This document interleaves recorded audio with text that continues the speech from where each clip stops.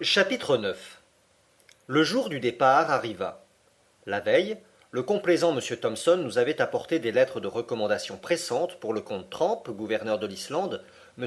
Picterson, le coadjuteur de l'évêque, et M. Finsen, maire de Reykjavik. En retour, mon oncle lui octroya les plus chaleureuses poignées de main. Le 2, à 6 heures du matin, nos précieux bagages étaient rendus à bord de la Valkyrie. Le capitaine nous conduisit à des cabines assez étroites et disposées sous une espèce de rouffle. Avons-nous bon vent demanda mon oncle.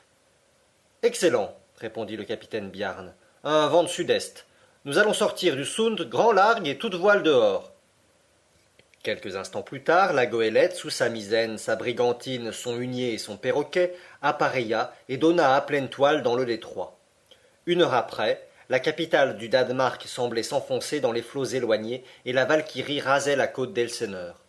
Dans la disposition nerveuse où je me trouvais, je m'attendais à voir l'ombre d'Hamlet errant sur la terrasse légendaire. Sublime insensé, disais-je, tu nous approuverais sans doute. Tu nous suivrais peut-être pour venir au centre du globe chercher une solution à ton doute éternel. Mais rien ne parut sur les antiques murailles. Le château est d'ailleurs beaucoup plus jeune que l'héroïque prince de Danemark. Il sert maintenant de loge somptueuse aux portiers de ce détroit du Sund, où passent chaque année 15 000 navires de toutes les nations. Le château de Kronborg disparut bientôt dans la brume, ainsi que la tour d'Helsingborg élevée sur la rive suédoise, et la goélette s'inclina légèrement sous les brises du Kattegat. La Valkyrie était fine voilière, mais avec un navire à voile on ne sait jamais trop sur quoi compter. Elle transportait à Reykjavik du charbon, des ustensiles de ménage, de la poterie, des vêtements de laine et une cargaison de blé. 5 hommes d'équipage, tous danois, suffisaient à la manœuvrer. Quelle sera la durée de la traversée demanda mon oncle au capitaine. Une dizaine de jours, répondit ce dernier, si nous ne rencontrons pas trop de grains du nord-ouest par le travers des Féroé. Mais enfin, vous n'êtes pas sujet à éprouver des retards considérables. Non, monsieur Lindenbrock. Soyez tranquille, nous arriverons. Vers le soir, la goélette doubla le cap Skagen à la pointe nord du Danemark, traversa pendant la nuit le Skagerrak, rangea l'extrémité de la Norvège par les travers du cap Lindness et donna dans la mer du Nord. 2 jours après, nous avions connaissance des côtes d'Écosse à la hauteur de Peterhead, et la Valkyrie se dirigea vers les Féroé en passant entre les Orcades et les Sealand. Bientôt notre goélette fut battue par les vagues de l'Atlantique. Elle dut louvoyer contre le vent du nord et n'atteignit pas sans peine les Féroé. Le 8, le capitaine reconnut Myganès, la plus orientale de ces îles, et à partir de ce moment, il marcha droit au cap Portland, situé sur la côte méridionale de l'Islande. La traversée n'offrit aucun incident remarquable. Je supportai assez bien les épreuves de la mer. Mon oncle, à son grand dépit et à sa honte plus grande encore, ne cessa pas d'être malade. Il ne put donc entreprendre le capitaine Bjarne sur la question du Sneffels, sur les moyens de communication, sur les facilités de transport. Il dut remettre ses explications à son arrivée et passa tout son temps étendu dans sa cabine, dont les cloisons craquaient par les grands coups de tangage. Il faut l'avouer, il méritait un peu son sort. Le 11, nous relevâmes le cap Portland. Le temps, clair alors, permit d'apercevoir le Myrdlarjökull qui le domine. Le cap se compose d'un gros morne à pente raide et planté tout seul sur la plage. La Valkyrie se tint à une distance raisonnable des côtes en les prolongeant vers l'ouest, au milieu de nombreux troupeaux de baleines et de requins. Bientôt apparut un immense rocher percé à jour, au travers duquel la mer écumeuse donnait avec furie. Les îlots de Westman semblèrent sortir de l'océan, comme une semée de rocs sur la plaine liquide. À partir de ce moment, la goélette prit du champ pour tourner à bonne distance le cap Reykjanes, qui forme l'angle occidental de l'Islande. La mer, très forte, empêchait mon oncle de monter sur le pont pour admirer ces côtes déchiquetées et battues par les vents du sud-ouest. 48 heures après, en sortant d'une tempête qui força la goélette de fuir à sec de toile, on releva dans l'est la balise de la pointe Skagen, dont les roches dangereuses se prolongent à une grande distance sous les flots. Un pilote islandais vint à bord, et 3 heures plus tard, la Valkyrie mouillait devant Reykjavik dans la baie de Faxa. Le professeur sortit enfin de sa cabine, un peu pâle, un peu défait, mais toujours enthousiaste, et avec un regard de satisfaction dans les yeux. La population de la ville, singulièrement intéressée par l'arrivée d'un navire dans lequel chacun a quelque chose à prendre, se groupait sur le quai. Mon oncle avait hâte d'abandonner sa prison flottante, pour ne pas dire son hôpital, mais avant de quitter le pont de la goélette, Il m'entraîna à l'avant, et là, du doigt, il me montra, à la partie septentrionale de la baie, une haute montagne à deux pointes, un double cône, couvert de neiges éternelles. Le Sneffels s'écria-t-il. Le Sneffels Puis après m'avoir recommandé du geste un silence absolu, il descendit dans le canot qui l'attendait. Je le suivis, et bientôt nous foulions du pied le sol de l'Islande. Tout d'abord apparut un homme de bonne figure et revêtu d'un costume de général. Ce n'était cependant qu'un simple magistrat, le gouverneur de l'île, monsieur le baron Trampe, en personne. Le professeur reconnut à qui il avait affaire. Il remit au gouverneur ses lettres de Copenhague, et il s'établit en danois une courte conversation à laquelle je demeurai absolument étranger, et pour cause.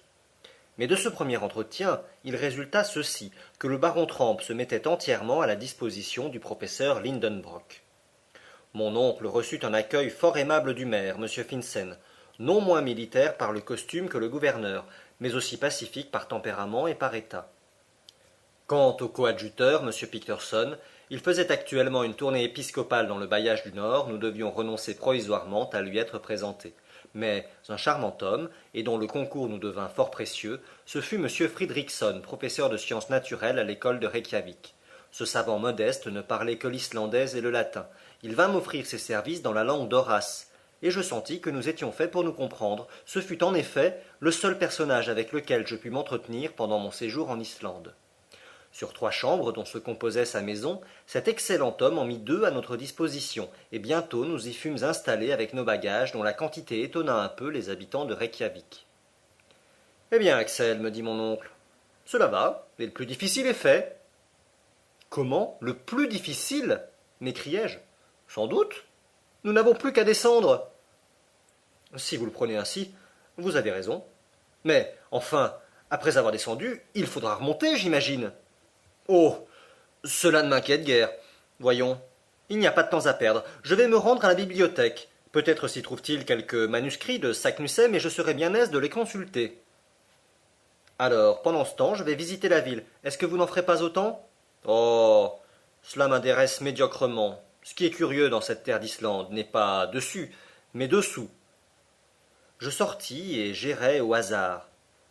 S'égarer dans les 2 rues de Reykjavik n'eût pas été chose facile. Je ne fus donc pas obligé de demander mon chemin, ce qui, dans la langue des gestes, expose à beaucoup de mécomptes. La ville s'allonge sur un sol assez bas et marécageux entre 2 collines. Une immense coulée de lave la couvre d'un côté et descend en rampes assez douces vers la mer. De l'autre s'étend cette vaste baie de Faxa, bornée au nord par l'énorme glacier du Sneffels, et dans laquelle la Valkyrie se trouvait seule à l'ancre en ce moment. Ordinairement, les gardes-pêches anglais et français s'y tiennent mouillés au large, mais ils étaient alors en service sur les côtes orientales de l'île. La plus longue des 2 rues de Reykjavik est parallèle au rivage. Là demeurent les marchands et les négociants dans des cabanes de bois faites de poutres rouges horizontalement disposées. L'autre rue, située plus à l'ouest, court vers un petit lac entre les maisons de l'évêque et les autres personnages étrangers au commerce. J'eus bientôt arpenté ces voies mornes et tristes. J'entrevoyais parfois un bout de gazon décoloré, comme un vieux tapis de laine râpé par l'usage, ou bien quelque apparence de verger dont les rares légumes, pommes de terre, choux et laitues, eussent figuré à l'aise sur une table lilliputienne, quelques giroflées maladives essayaient aussi de prendre un petit air de soleil. Vers le milieu de la rue non commerçante, je trouvai le cimetière public enclos d'un mur de terre et dans lequel la place ne manquait pas. Puis en quelques enjambées, j'arrivai à la maison du gouverneur, une masure comparée à l'hôtel de ville de Hambourg, un palais auprès des huttes de la population islandaise. Entre le petit lac et la ville, s'élevait l'église, bâtie dans le goût protestant et construite en pierre calcinée dont les volcans font eux-mêmes les frais d'extraction. Par les grands vents d'ouest, son toit de tuiles rouges devait évidemment se disperser dans les airs au grand dommage des fidèles. Sur une éminence voisine, j'aperçus l'école nationale, où, comme je l'appris plus tard de notre hôte, on professait l'hébreu, l'anglais, le français et le danois, 4 langues dont, à ma honte, je ne connaissais pas le premier mot. J'aurais été le dernier des 40 élèves que comptait ce petit collège, et indigne de coucher avec eux dans ces armoires à 2 compartiments, ou de plus délicat et tout frais dès la première nuit. En 3 heures, j'eus visité non seulement la ville, mais ses environs. L'aspect général en était singulièrement triste. Pas d'arbres, pas de végétation pour ainsi dire. Partout les arêtes vives des roches volcaniques. Les huttes des Islandais sont faites de terre et de tourbe, et leurs murs inclinés en dedans. Elles ressemblent à des toits posés sur le sol, Seulement, ces toits sont des prairies relativement fécondes. Grâce à la chaleur de l'habitation, l'herbe y pousse avec assez de perfection, et on la fauche soigneusement à l'époque de la fenaison, sans quoi les animaux domestiques viendraient paître sur ces demeures verdoyantes. Pendant mon excursion, je rencontrai peu d'habitants. En revenant à la rue commerçante, je vis la plus grande partie de la population occupée à sécher, saler et charger des morues, principal article d'exportation. Les hommes paraissaient robustes mais lourds, des espèces d'Allemands blonds à l'œil pensif, qui se sentent un peu en dehors de l'humanité, pauvres exilés, relégués sur cette terre de glace dont la nature aurait bien dû faire des Esquimaux, puisqu'elle les condamnait à vivre sur la limite du cercle polaire. J'essayais en vain de surprendre un sourire sur leur visage. Ils riaient quelquefois par une sorte de contraction involontaire des muscles, mais ne souriaient jamais. Leur costume consistait en une grossière vareuse de laine noire, connue dans les pays scandinaves sous le nom de vadmel, un chapeau à vastes bords, un pantalon à liseré rouge et un morceau de cuir replié en manière de chaussure. Les femmes, à figure triste et résignée, d'un type assez agréable mais sans expression, étaient vêtues d'un corsage et d'une jupe de vadmel sombre. Filles, elles portaient sur leurs cheveux tressés en guirlande un petit bonnet de tricot brun. Mariées, elles entouraient leur tête d'un mouchoir de couleur surmonté d'un cimier de toile blanche. Après une bonne promenade, lorsque je rentrai dans la maison de M. Fridriksson, mon oncle s'y trouvait déjà en compagnie de son hôte.